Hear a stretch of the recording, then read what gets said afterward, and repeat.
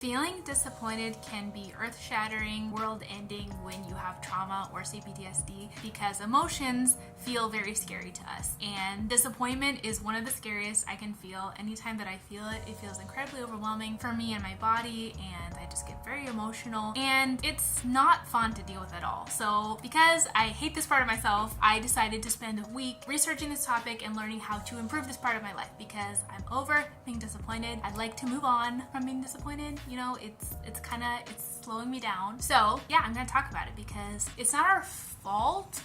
It's our fault that emotions can affect us so much, but I think it is our responsibility to learn how to deal with them better because one, we want to have better relationships with other people, but two, like, why not do this for ourselves? Like, why not become better for ourselves so we can be happier and more fulfilled? So let's talk about it. Let's talk about disappointment. Why it sucks. So feeling disappointment comes with a lot of guilt for me.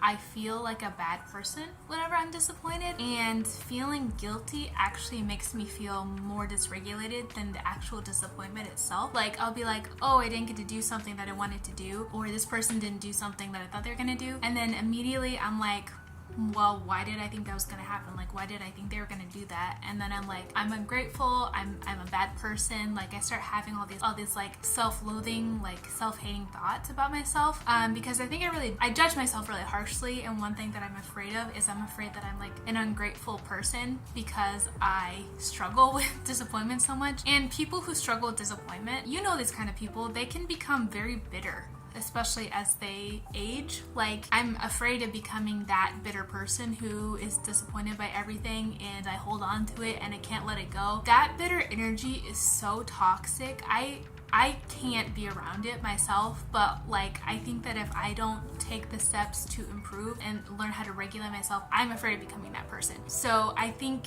it's important when we want to change something about our lives, it's important to sit down and think about, why do I want to change in the first place? Like, anyone can say, yeah, I want to be more grateful, but why? Like, I want to deal with my emotions better, but why do you want to do that? And I think taking that time to do some journaling techniques or self-reflect is very important in that process, because if you're just like, oh, I'm over disappointment, like, okay, like, what does that mean? Like, you have to have a plan. Like, you have to like do the research and understand why you're reacting the way you're reacting. What helps? Okay, so now we get into the part of the video where I talk about what helps with dealing with disappointment. So the first thing, it's gonna suck. This is, okay, I'm terrible at this. So like, when I give this advice, it's not because I'm a guru, it's because I actually do the opposite. And it sucks, so don't do what I do. But the first thing with dealing with disappointment is to feel your feelings. Now, I am gonna be honest, I don't totally know how to do that yet. Like, I'm in the very early stages of being like, I have an emotion, I should probably like sit with it and like think about what is this feeling? I don't like doing that. But if your instinct is to run away from your emotions, how are you going to introspect on them? How are you going to accept that they're there? How are you going to just be there while they're there and then realize that, oh, it's fine? Like, if you run away from something every time it happens, your brain's like, oh, that's dangerous. I should avoid that at all costs. So the feeling of disappointment becomes dangerous in your mind because every time you feel it, you're like, maybe you dissociate, maybe you distract yourself. There's a big reaction and your brain's like, oh, this is a very scary thing that I should overreact to because it seems like a big deal. But yes, feeling your feelings is incredibly important. I know it's cliche, I know everyone says that. Probably gonna do a whole other video researching actually how to do that because I'm a little bit confused because my response is just to run away or dissociate. And it hasn't really been working out for me really well.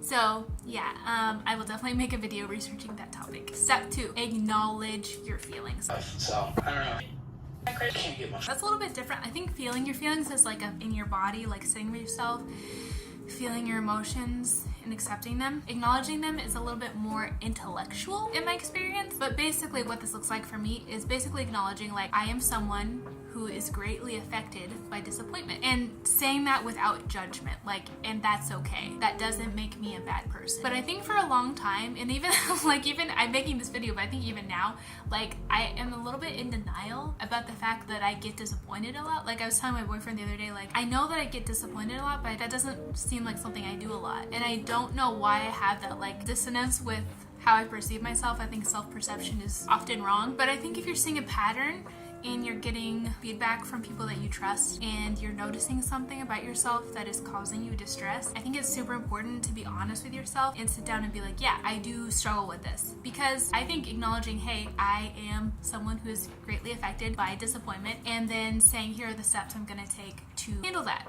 to give myself more grace, to give myself more self-compassion, and to think ahead if there are situations where it might trigger that, what am I gonna do? I think just trying to get as honest of a perception of yourself as possible, it really helps me with most aspects of my healing journey. And obviously self-perception, understanding who you are, like no one has an accurate perception of themselves because it's very subjective, but I think the closer to the reality I get, the happier I am. So just acknowledging the person you are, and without judgment. It doesn't, like, don't say that and then beat yourself up. It's not like it can be a neutral thing. We need to look at all of these different aspects with neutrality, because I think that helps. Because people with trauma, we often blame, we often have shame, guilt, and we want to take that aspect out of it when we're learning about ourselves and improving and educating ourselves. The last thing is practicing detachment.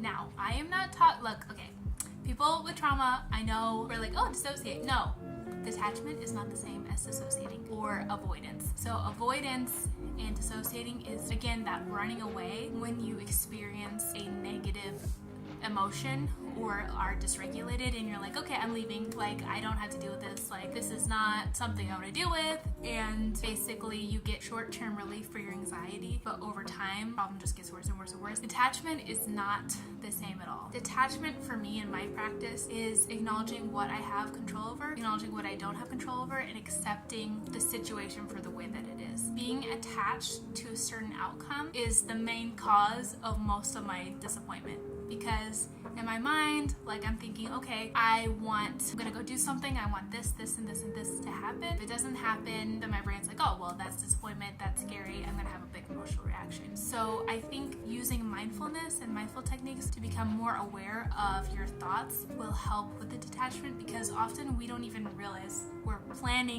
we're deciding all these things that should happen, and we don't even realize that we're doing it in the moment, and then the disappointing thing happens and you're like, oh, I didn't realize that I had all these expectations of what I thought was gonna happen. I do want to take a second, like sometimes, like, okay, I think whenever we are people who get very dysregulated by things, I think that sometimes we are very black and white. There are reasons to feel disappointed genuinely, like, and disappointment is not, you should not feel guilty for feeling disappointment. If someone says that they're gonna do something for you and they don't do it, it's fair to be disappointed. I'm not talking about eliminating the emotion of disappointment. I'm simply talking about when you feel it, how to not let it like overwhelm you and completely ruin your day or week. Like learning how to regulate your emotions will allow you to have these normal human emotions, but like deal with them and not be scared of them. I want to emphasize that just because I'm talking about how to deal with disappointment, I think that there are so many situations where it's totally fair to feel that feeling, and I will feel it still, like I feel it all the time, but I want to be more in control of how I regulate my emotions when I feel it.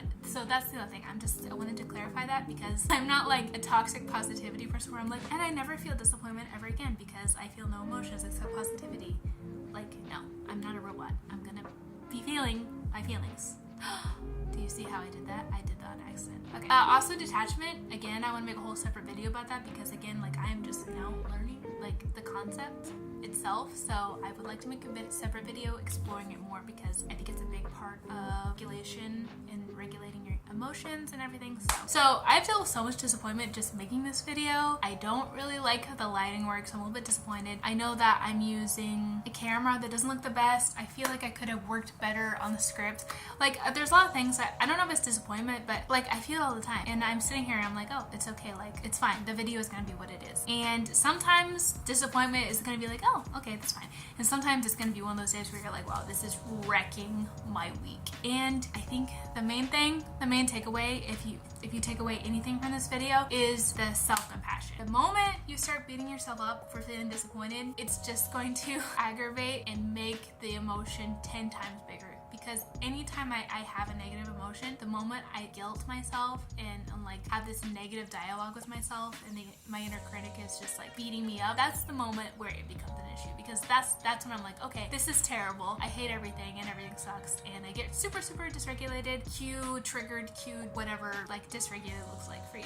So if anything, practice self-compassion when you're feeling these feelings, when you're feeling these emotions. That is the main thing that helps me, at least. All that to say, self-compassion is my secret weapon that I don't use enough. I need to use more. And I know it sounds silly, like especially if you hate yourself, like I hate myself. So whenever I'm like, oh, self-compassion, I don't really feel like I deserve to do that, but when I do it, I feel better. So let's like take the word deserve out of it and think about what we need. What do we need? And you need self-compassion and self-validation. That is the video about how to deal with disappointment. I feel like making this video actually really helped me because I struggle with this a lot. So hopefully it helped you, and I will see you in the next video. Bye.